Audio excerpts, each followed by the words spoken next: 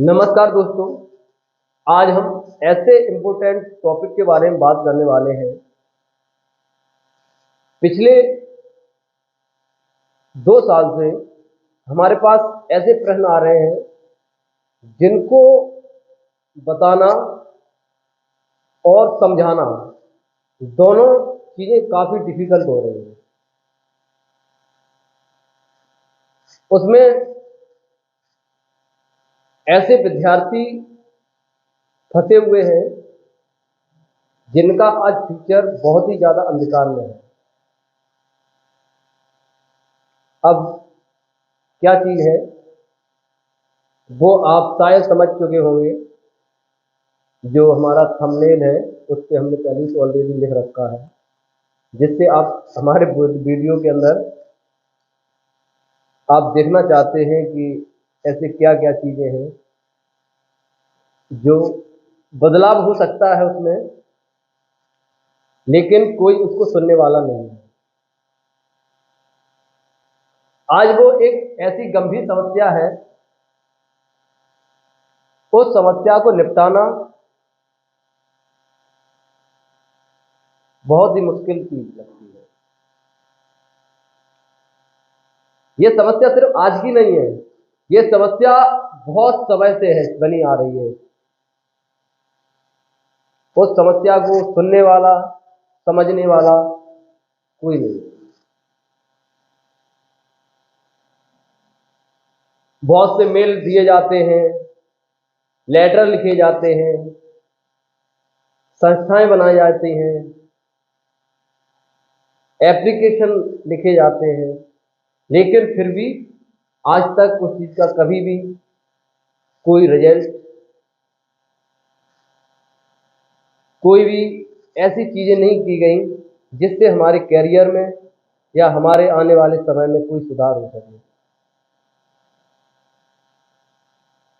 दिल्ली के हेडक्वार्टरों में आला कमान बदले जाते हैं। 5 साल इसको राज दिया जाता है, 4 साल इसको, 10 साल इसको, लेकिन सुधार की गुंजाइश फिर भी नहीं है।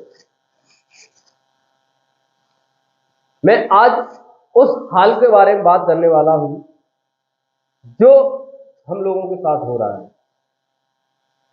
हम लोगों के साथ हो रहा है, आप लोगों के साथ हो रहा है।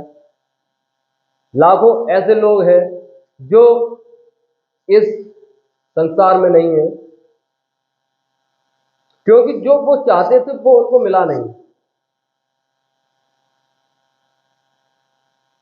एक ये वीडियो मैं इसलिए बना रहा हूं कि एक बच्चा था, उसने मेरे वीडियो पे एक कमेंट किया था कि आप इस टॉपिक के बारे में बात करिए।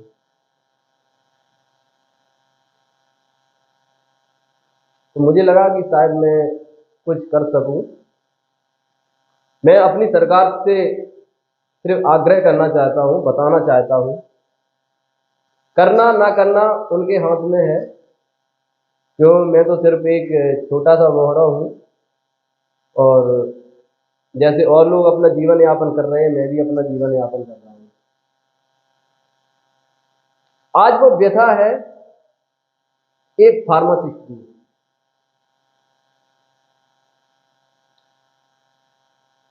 फार्मासिस्ट जो है ना, वो बैचलर फार्मासिस्ट है। डिप्लोमा के लिए तो कुछ है, लेकिन बैचलर के लिए कुछ भी नहीं है। चाहे आप मास्टर कर लो, चाहे पीएचडी कर लो, लेकिन फार्मासिस्ट के लिए कुछ भी नहीं है। आज मैं सिर्फ यूपी की बात कर रहा हूं, उत्तर प्रदेश की बात कर रहा हूं। बैचलर और फार्मेसी एक ऐसा असराफ बन चुका है हम लोगों के लिए कि आप सिर्फ एज ए इंडस्ट्री में घुटते रहें, इसके अलावा आपको कोई अपॉर्चुनिटी मिलने वाली नहीं है। बी फार्मा का स्टूडेंट वो सिर्फ इंडस्ट्री में, टीचिंग लाइन में यहां तक सिर्फ सीमित है। ज्यादा से ज्यादा मार्केटिंग कर लो बस। क्या किसी सरकार ने अभी तक ये सोचा कि एज ए बैचलर 4 साल पढ़ाया जाता है, उसको एक सरकारी नौकरी दे दे? बैचलर के लिए कभी भी यूपी के अंदर गवर्नमेंट जॉब क्यों नहीं निकलती है? क्या कारण है इसका? इस कारण को समझाने की कोशिश करिए। मेरा सवाल सीधे सरकार से है कि आप जितने भी हमारे यूपी के अंदर इतने बहुत सारे कॉलेज हैं बी फार्मा के, और डिप्लोमा की तो भाई गिनती भी नहीं है। अगर उसको किसी दिन हम गूगल करेंगे एक दो दिन के अंदर, या अभी हम वीडियो के बाद भी डिस्कस कर लेंगे कि कितने डिप्लोमा कॉलेज हैं, कितने बैचलर कॉलेजेस हैं।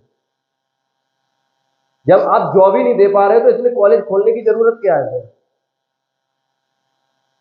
आप क्यों बच्चों का भविष्य बर्बाद कर रहे हैं?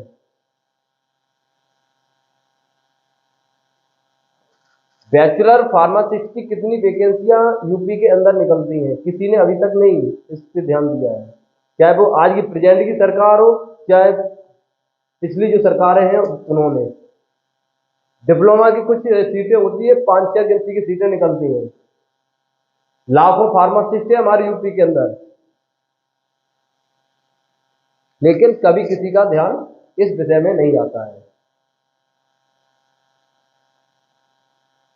सरकार से मेरा ये है, या तो आप आने वाले समय में जितने भी फार्मेसी कॉलेज है वो बंद करवा दो, क्योंकि फार्मेसी कॉलेज ना होंगे ना बच्चे पढ़ेंगे। अगर बच्चे पढ़ रहे हैं, अगर बच्चे 100 पास हो रहे हैं, तो आपके पास 100 के लिए भर्ती ना हो, लेकिन 40 के लिए भर्ती होना चाहिए। सिर्फ फार्मेसी के लिए एज ए डीआई की पोस्ट तो निकलती है, ड्रग इंस्पेक्टर की। इसके अलावा कोई ऐसी पोस्ट नहीं होती है बैचलर ऑफ फार्मेसी की गवर्नमेंट, जो जितने भी स्टूडेंट हैं वो जाकर के उसमें जॉब कर सके। सिर्फ इंडस्ट्री को दिखा, सिर्फ बैचलर ऑफ फार्मेसी के लिए सिर्फ इंडस्ट्री का दरवाजा खोल दिया है कि आप जाइए सिर्फ यहाँ पे लेबरी करिए आगे। 4 साल हम पढ़ाई करेंगे, स्टडी करेंगे, उसके बाद 5 साल का एक्सपीरियंस करेंगे उसमें जाकर के, उसके बाद हमारी 15-20 हजार रुपए तनख्वाह होगी।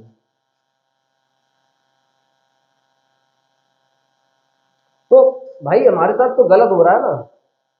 तो इसके लिए मैं आवाज नहीं उठाऊंगा तो कौन आवाज उठाएगा?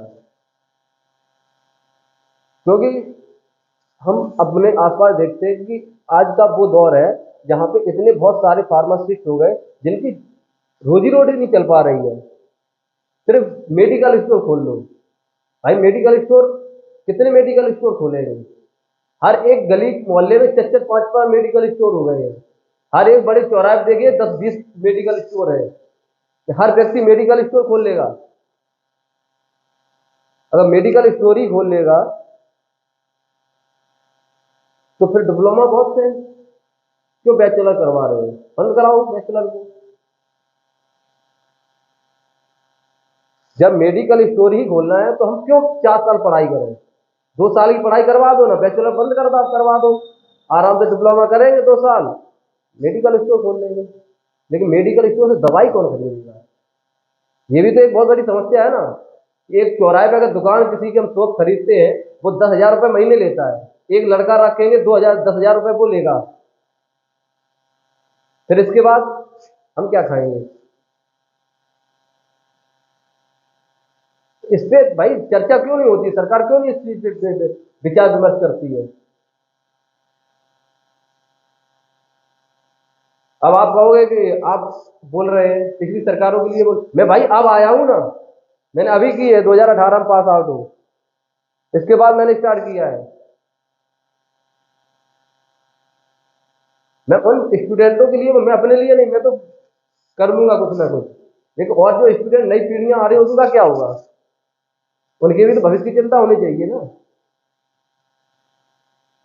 या तो आप कॉलेज बंद करवा दें, या फिर हमारे लिए कुछ ना कुछ ऐसा व्यवस्था बनाएं जिससे हम लोगों को अच्छी रोजी रोटी मिल जाए।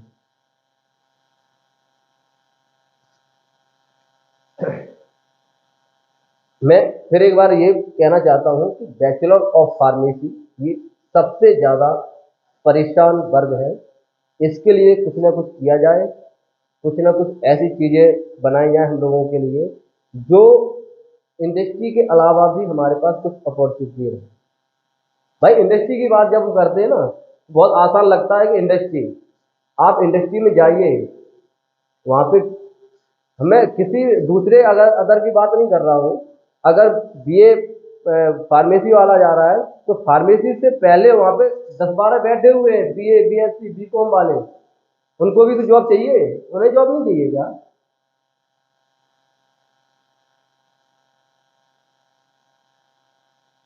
अब इंडस्ट्री में जाते हैं तो भाई बीएससी वाले बोलते हैं कि भाई मैं केमिस्ट्री से हूँ, मुझे जॉब दीजिए आप,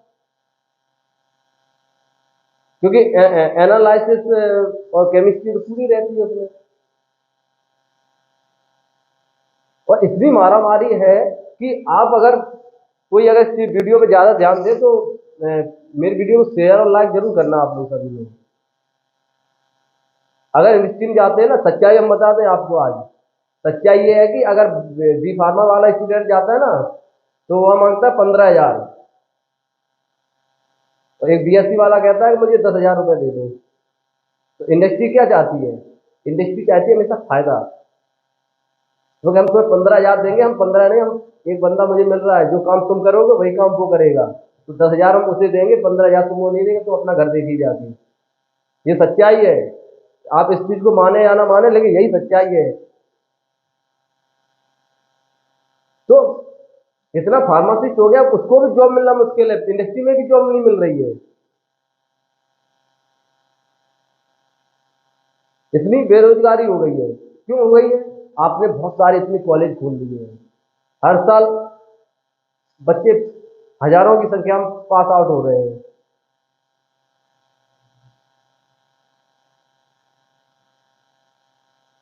तो कहने का मतलब है कि आप ज्यादा नहीं, कम से कम हर साल जहां बच्चे 1,000 पास आउट होते आप वहां पे 300 की भर्ती करवा दीजिए। साल में नहीं हो पा रही, 2 साल में करवा दीजिए 300 फार्मेसी, बैचलर ऑफ फार्मेसी। आप डिप्लोमा को प्रायोरिटी देते हैं तो भाई बैचलर भी भाई 2 साल ज्यादा पढ़ा हुआ है, 4 साल उसने स्टडी की है, तो उसके लिए भी तो कुछ होना चाहिए ना। आप 4 साल पढ़ाई कर रहे हैं, 4 साल के बाद भी अगर आपको 10,000 की नौकरी मिलती है तो क्या मतलब है? ऐसी नौकरी तो बढ़िया मजूरी करें, उसमें भी तो पैसा आएगा। और भाई मजूरी नहीं तो हम किसी ऑटो मैकेनिक के यहाँ काम करने लगेंगे, वहां हम अच्छे मैकेनिक बन जाएंगे तो हमें बहुत ज्यादा अच्छा पैसे मिलेगा। फिर पढ़ाई क्यों करें? सभी पढ़ाई बंद करवा दो सबकी।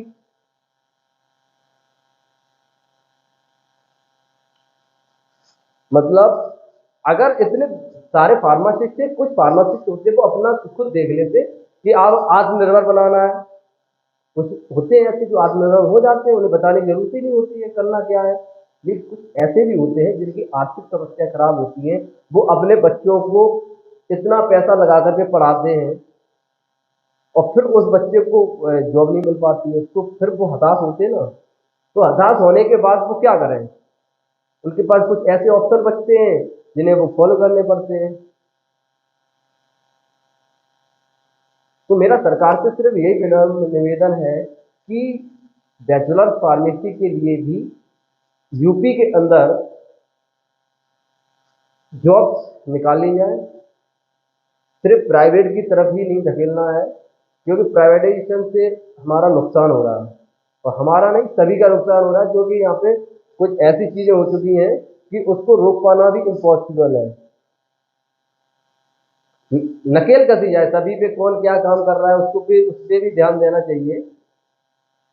लेकिन हमारे जितने भी फार्मासिस्ट भाई हैं उन लोगों को भी ख्याल रखा जाए, और जितने भी हमारे ये फार्मासिस्ट भाई इस वीडियो को देख रहे हैं, इस वीडियो को लाइक शेयर एंड सब्सक्राइब जरूर करें, और हो सके ये वीडियो हर व्यक्ति जो इस वीडियो को देख रहा है वो सरकार तक इस वीडियो को पहुंचाने की कृपा करें। नमस्कार दोस्तों, ऐसी वीडियो बनाने के लिए आप चैनल को सब्सक्राइब करें।